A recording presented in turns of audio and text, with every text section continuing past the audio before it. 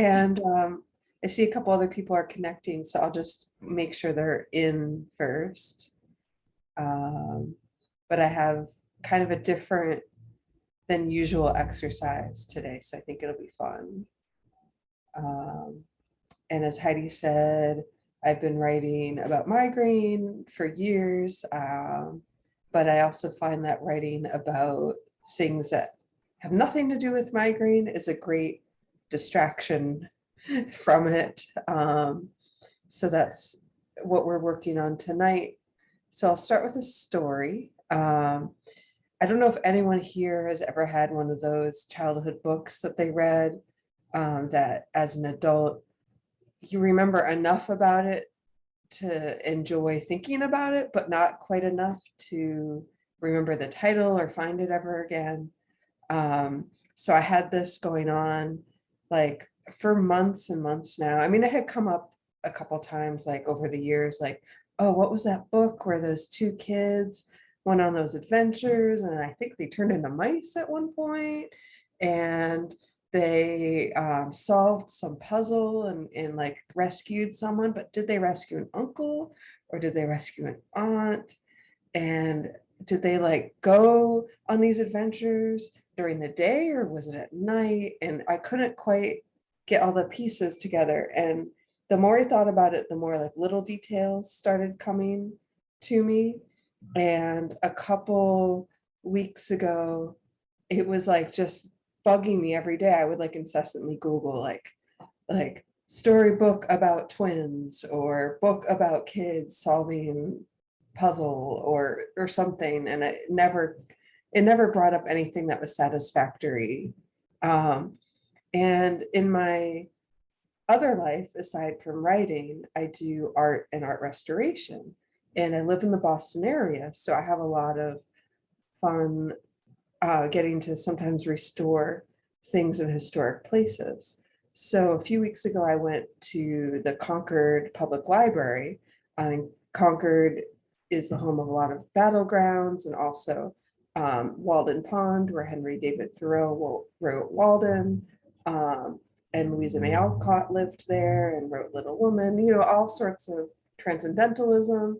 And in their library, they have like a bust of Louisa May Alcott. They have Ralph Waldo Emerson, and I got to go and work on some of these sculptures. And as I was working on Louisa, my personal favorite, I heard librarians sort of talking at the reception desk just about books they had read recently. And I was like, oh, wait, I keep meaning to ask a librarian about this book because who else would know but librarians? So I asked the librarians and they were totally stumped. They had no idea. But one of them, he was like, you actually remember way more details than most people do. And it's like, well, that's because I've been thinking about it for a while. And he said, I'm part of a Facebook group that has thousands of librarians. I'll post it. And I'm like, okay. And so everyone kept guessing Narnia, I guess, in his library group. And we're like, it's not Narnia. But so I went back the next day and he was like, I still haven't found it yet, I think, but I have a whole list and maybe it is one of them and I could email it to you. And I'm like, sure. And then about 10 minutes later, he comes bursting into the room with this tiny piece of paper. And he's like, actually, I was talking to one of the librarians who used to work here, and she used to teach your book. And it's by a Concord author set in Concord. And I was like, tell me more. What's the title? Blah, blah, blah. Anyway, it's called The Diamond in the Window by Jane Langton. The hundreds of thousands of people on this Facebook group couldn't identify it, but because it was set in Concord and this ex-librarian taught it because of its ties to the town, she knew it. Anyway, I've since bought it and I've read the whole thing and it transformed me back in my childhood. So all of this to tell you that it inspired today's exercise, which is to go back to, because there's something about returning to your childhood, right? In at least something, a part of it that was nice, because we've all had varied childhoods, but assuming that a book or a movie or something that you enjoyed as a kid is an experience I think we all have. So the exercise today is to think about, it could be a book, but it could also be a movie or some other form of media, maybe a play you saw when you were a kid, and take the next 10 minutes and just write about it. Go to that world. Maybe write a little fan fiction, maybe describe a character. I know there are people who love in this call that sometimes really enjoy lists. So you could write the lists of attributes that maybe your favorite character had, um, you know, shy, brave, whatever, whatever comes to mind. And and just go to that place for the next 10 minutes using your pens. I will give you all a 1 minute, I guess, warning, for lack of a better word, that it'll be time to wrap up and then we can discuss. And if you have any questions, just throw them in the chat. I'll be looking there.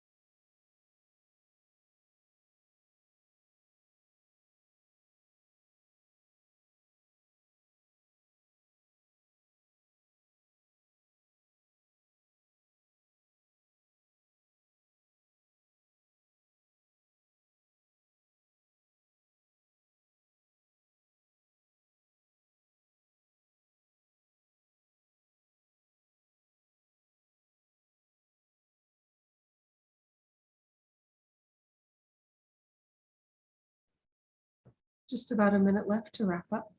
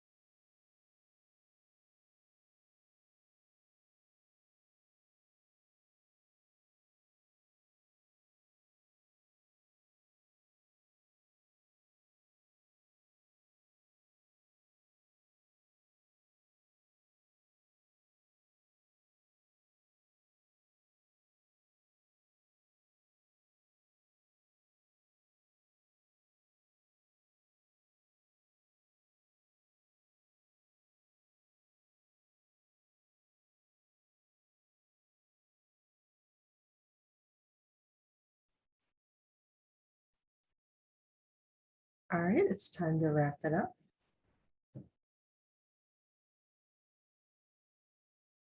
And I would love if anyone wants to share what book or movie came to mind, or anything else they came up with while writing.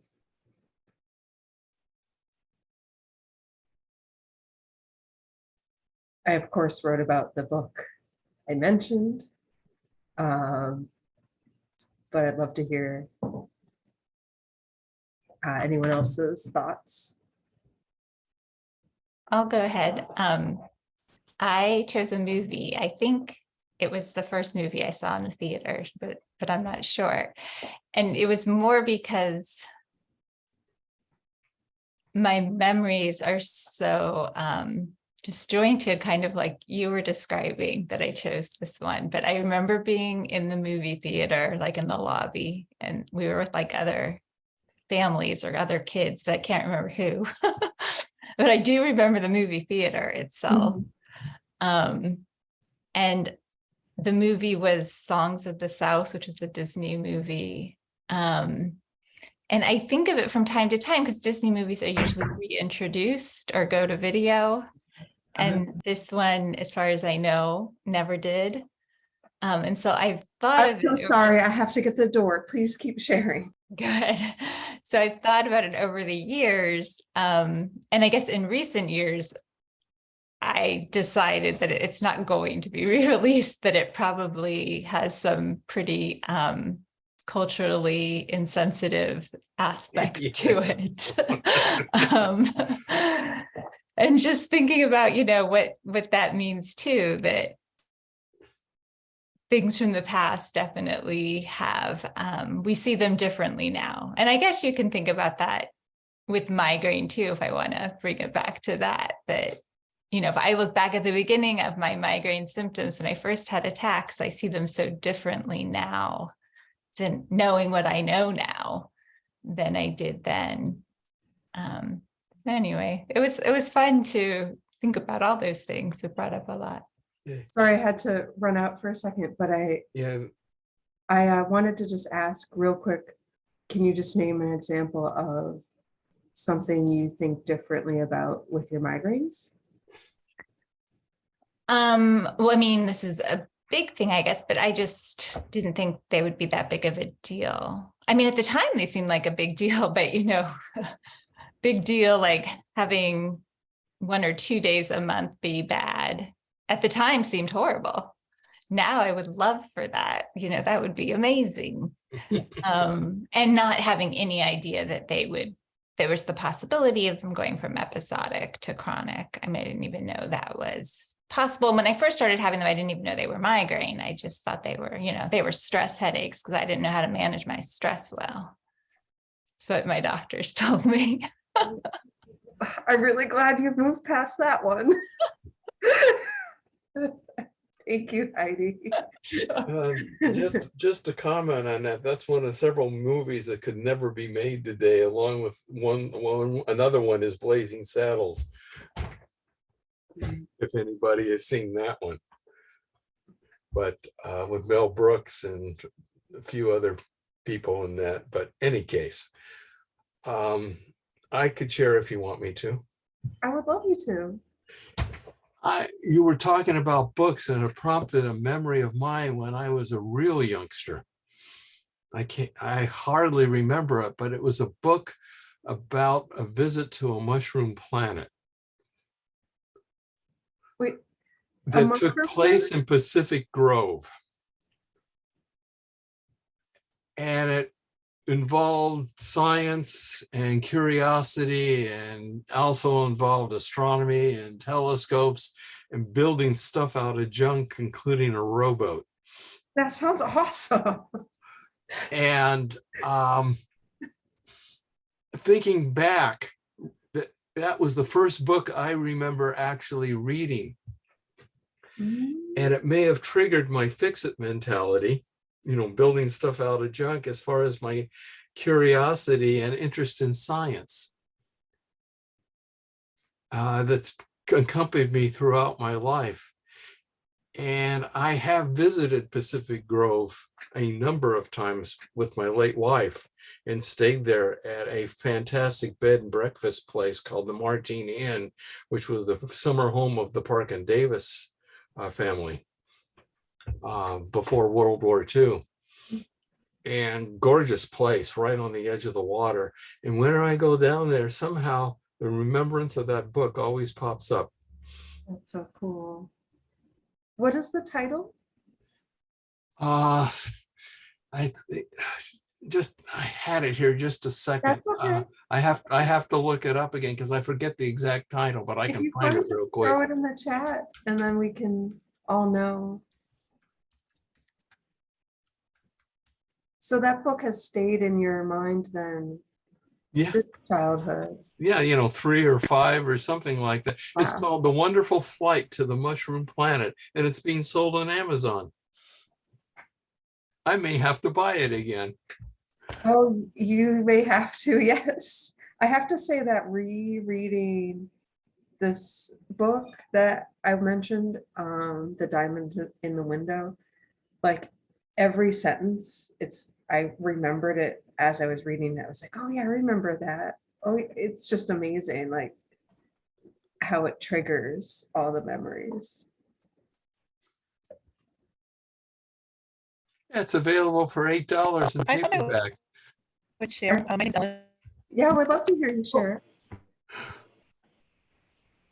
Oh, Ellen, I don't know what's going on with your connection. I'm sorry, I interrupted. Can you hear me? I can hear you now. Okay. I hope you were done, Jim. I didn't want to interrupt you because it was so interesting, but I guess it's time for me to talk, so I'll tell you. Okay, great. Thank you. I thought it was neat that you said that we should think about a book, movie, or play. So that got me thinking to when I was in grade school. And at my grade school, they had a pretty good, drama, I guess, department. I never was in a play because I was too shy, but a lot of kids that I went to school with were in the plays. And one year they did, I think it was Peter Pan. I'm pretty sure it was Peter Pan. Mm-hmm. And so I was probably in 6th grade, 5th grade, something like that. And my sister I have 4 sisters, but the one that's closest to me in age was 3 years ahead of me. So she was in the play and she played like this. I can't remember. I don't know all of Peter Pan. So forgive me. But she had we made this paper mache head for her. And it was like this big frog head or something. I think it was a frog because it was green. And I remember we made the paper mache head, or I helped her a little bit, and then she put like this green felt over it. And then when her part came, she walked in and she had the head on. It came way out to here. and then she had one line, and it was tick tock, tick tock. And She's so the she walked alligator. into the gym. Pardon me? There's an alligator, or what's the other one that's like an alligator? Okay, it was an alligator. You're right. Yeah, You're right. yeah, She was an alligator, not a frog. Yeah, it swallowed Captain Hook's hand and had the taste of Captain. I've read it recently. Anyway, Oh, okay. yeah. Yeah, so that's right. So she was the alligator, which was really interesting. And that's kind of like, let's see. Let me see what I wrote here. Well, you're doing that, just a comment. It brought back a memory where I actually saw the play with some of the original cast, including Mary Martin. So thank you for that memory. Well, you're welcome. I'm glad you remembered it. So yes, I wrote that my sister was in the play. I remember sitting in the gym, because in our grade school it was the gym, and on one side was the where they had the play, like the actual drama with the curtains or whatever you want to call it. So I remember sitting in the gym in a chair, really uncomfortable, hard chair. And I just remember the gym because I used to play basketball when I was a little bit older, and we used to go to games in there. But anyway, I'm sitting in the gym watching this play, and the students were really good. Like the students that went to my grade school, the ones that made it into the plays, they had like really good voices. And so this was a musical, and they were singing really good. I remember that. And then I remember very clearly my sister walking into the gym from the side. Like she wasn't up on the stage yet. She walked in from outside the gym and came in and walked like this, I guess like an alligator would walk if they walk. And she said, tick tock, tick tock. And she had that big head on that we made at home. And then I remember thinking to myself, I'm so glad I'm not in this play, because I don't think I could do that because I was too shy. And that's really all I remember. I just remember, and I think I remember whoever was Peter Pan, somehow they rigged some kind of thing on the stage so that they could look like they were flying around. I don't know how they did that, but they had some really good people who must have trained somewhere like New York or something. In fact, I learned later that the people who put plays on at that school, like they went to New York and then they came back and they had some really experience that would have allowed them to share that with students in a way that they could actually, put a play on. But because they always had really good plays, and it was just a city grade school. That's so cool. So anyway, but I do remember that, and I remember going to a lot of plays. We always had, every year they had like a play, a main play. So but I do remember that very clearly because my sister was in it, and it was kind of fun. But I was really glad I wasn't in it, because I'm not that kind of I don't like being in front of people very much at all.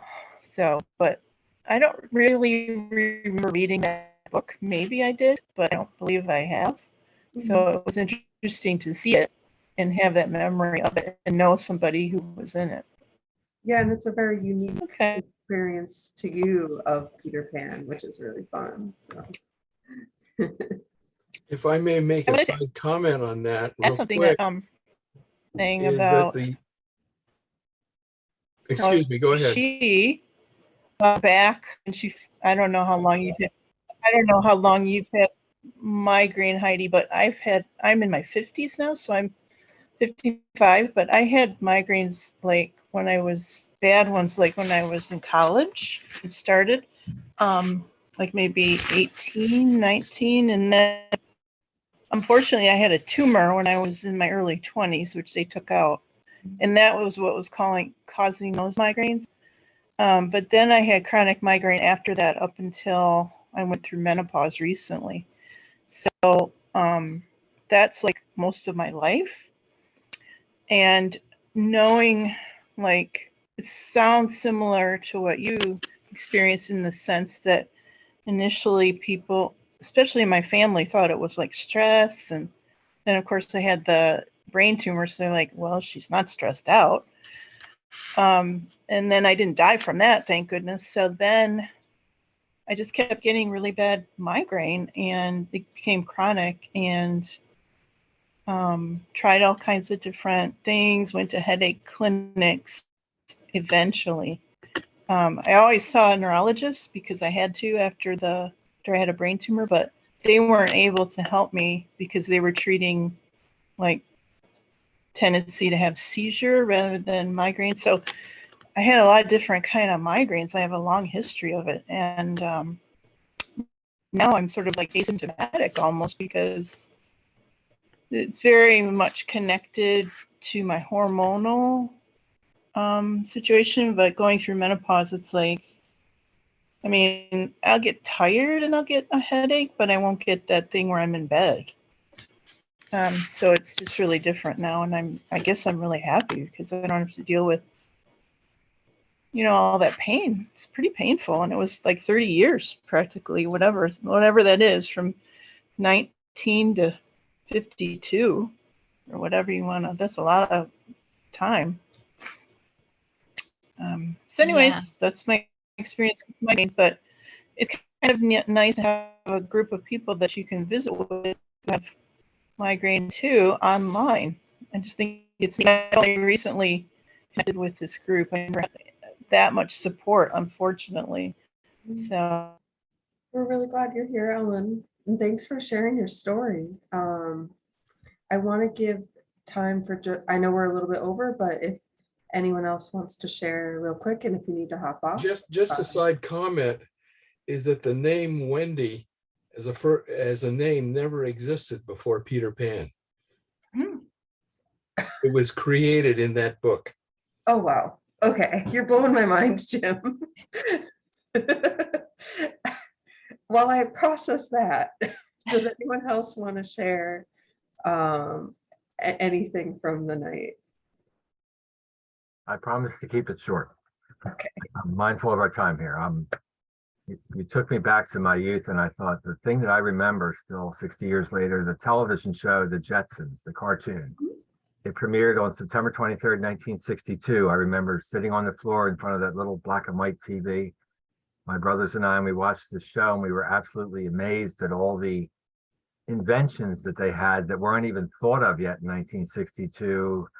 I remember they had a flat screen television that came down from the ceiling, and they had a remote control, and they had FaceTime, and they had space exploration, and handheld phones where you could see people's faces, and cassette tapes. They hadn't been invented yet till 1964.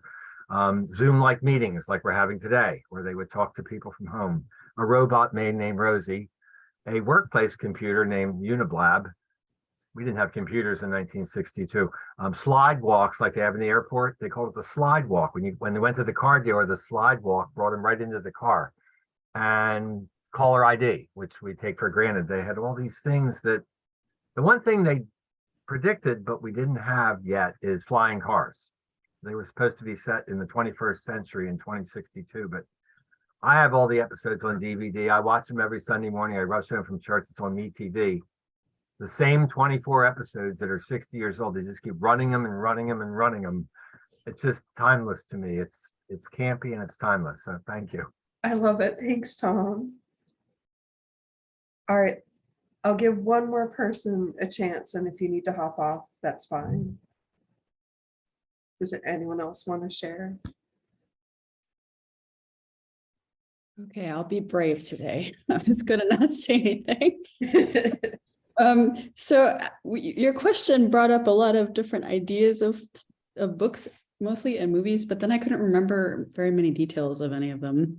So then I settled on Dirty Dancing, which I know is kind of weird, but Oh, I love that. I remember very, very vividly watching it for the first time with my sisters at my parents' house, and my dad like stood in front of the screen when there was a sex scene, and it was like, oh my gosh, you can't watch that.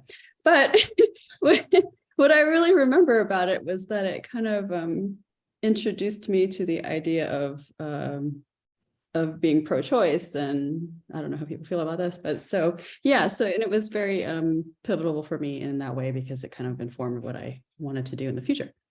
But so then I started thinking a list of the characteristics of baby, And I actually came up with a lot more than I thought I would. So that's interesting. And then I started thinking, well, maybe I could make a fan fiction out of this somehow. So I decided, I was trying to figure out what kinds of settings would be similar but not the same, because I have no idea what a mountain, lake, resort place is like. So yeah, that's pretty much it. That's so cool. Well, if I see fan fiction out there on the internet, I'll assume it was by you. This is going to take me a long time to get there. I'll check in about 5 years. Yeah. All right, guys, I know we're over time, so I think. Could I just make one quick comment? Are you going to blow our Something I minds? was reading recently that indicated that much of our current technology and stuff, whether it wasn't so much as predicted as that people read this stuff and based their designs and their creativity on what they have read in science fiction, which is a slightly different perspective of it. Yeah. That's, So I believe it's that. another way of looking at it is all I'm suggesting. I love Yeah. that. Well, I think I have to wrap us up at this point. I don't know when we're gonna lose the Zoom, but I loved this activity. It was so fun. It was fun on my own, but then I really enjoyed hearing everyone else's experience too, and reliving kind of with you your memories. So we will be back in 2 weeks with mat yoga. So I hope you'll join. And Ellen, I don't know if you know, I think everyone else might, but there are support groups through Miles for Migraine, and there's lots of other activities. So definitely go to our website to learn more about those. And if you aren't already watching the Migraine World Summit, that's going on this week. And Shirley Kessel, who's the executive director, will be talking about mindfulness. So try and catch that interview. It's in a few days. I don't know exactly when, but you can go to their website and register. So thank you, Lisa, so much. And thank you everyone for coming. Thank you, Heidi, and thanks everyone. I'm going to be thinking about all these movies and books now. And the Jetsons. Yes. Bye. All right. Bye.